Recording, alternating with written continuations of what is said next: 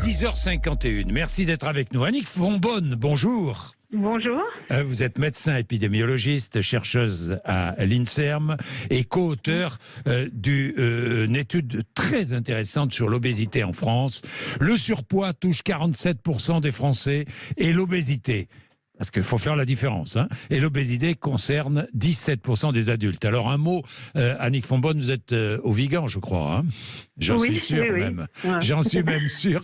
Quel temps fait-il ? Eh bien, écoutez, il fait beau. Il fait beau. Ben, ça ne m'étonne pas. Bon, ouais. Annick Fonbonne, donc cette étude très intéressante. Alors, la différence entre le surpoids et l'obésité, Annick Fonbonne? Alors, le surpoids, en fait, dans l'étude, le surpoids est à 30% et l'obésité à 17%. Ah bon. Le surpoids, on calcule avec un indice de masse corporelle qui est le poids divisé par la taille au carré. Et donc, comme le poids normal est en dessous de 25 kg par mètre carré, si on est entre 25 et 30, on parle de surpoids. Et si on est au-dessus de 30, c'est l'obésité. Voilà.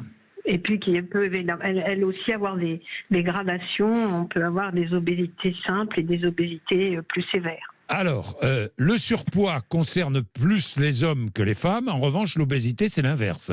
Un peu plus les femmes que les hommes. Un peu plus les femmes que les hommes, oui. C'est quelque chose qu'on retrouve dans les pays occidentaux d'une façon générale, Oui, l'obésité qui concerne aussi davantage les plus de 65 ans. Oui, alors ça c'est quelque chose aussi qui est habituel. L'obésité augmente, enfin le surpoids et l'obésité augmentent avec l'âge. Et donc, en général, les personnes les plus âgées ont une prévalence d'obésité plus importante que les personnes les plus jeunes. Quelles sont les nouvelles tendances que l'on observe ?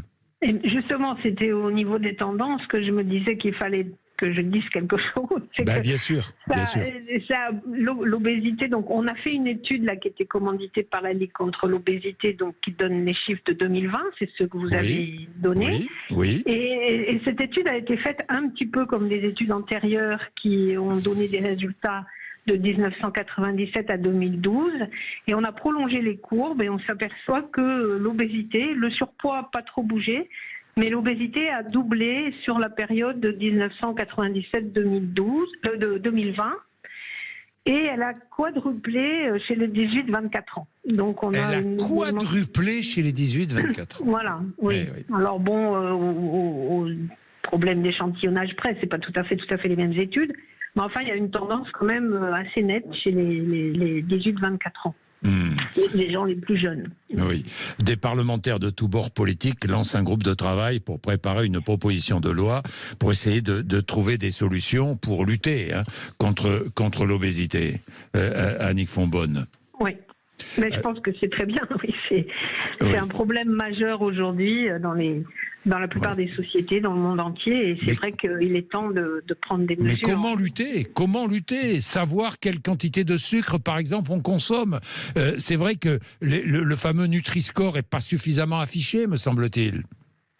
Eh bien, il se développe. Moi, je pense que c'est déjà une très bonne mesure. Parce que, effectivement, pour moi qui suis médecin de santé publique, en quelque sorte, c'est au niveau collectif qu'on a le plus de possibilités d'agir. Donc, c'est des mesures comme le Nutri-Score qui, effectivement, se développe aussi, alerter sur les aliments industriels et ultra-transformés, sachant qu'ils sont effectivement pourvoyeurs d'obésité et pourvoyeurs de maladies liées à l'obésité, comme le diabète ou les maladies cardiovasculaires.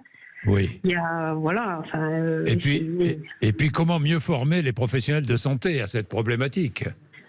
Oui, là aussi. Alors, c'est vrai que moi, je suis moins dans la prise en charge, mais c'est vrai que déjà, il faut vraiment que tout le monde se convainque que l'obésité, c'est une maladie, c'est pas un problème de volonté ou voilà. C'est quelque chose qui a à voir avec la génétique, quelque chose qui a souvent à voir avec des événements de vie, et puis qui aujourd'hui, dans nos sociétés modernes, a à voir avec un environnement qui est de plus en plus obésogène. Ben, évidemment, Annick Fonbonne, mais dans votre cabinet, vous rencontrez ces jeunes patients ou patientes, Annick Fonbonne. On sent une volonté oui, il y a une volonté évidemment de s'en sortir, mais c'est cette obésité qui touche souvent des milieux défavorisés ou des milieux en difficulté sociale. Oui, c'est effectivement... Le fait, si vous voulez, que cet environnement obésogène, en particulier sur l'alimentation, la sédentarité, touche les gens plus défavorisés financièrement. Financièrement, oui, bien sûr, bien sûr. Voilà. Bien sûr. Est-ce que les médecins sont suffisamment bien formés ? Écoutez, je ne suis pas vraiment une spécialiste de ça, donc je n'ai pas vraiment de réponse. Je pense qu'il faut peut-être effectivement sensibiliser les professionnels de santé aussi. En général, oui. Oui, au fait que l'obésité, c'est une maladie. C'est une vraie maladie. Oui, bien sûr, mais bien sûr. Merci Annick Fonbonne. Merci. Mais je vous en prie. Merci beaucoup. Merci. Si vous voulez témoigner sur le sujet, 0826 300 300.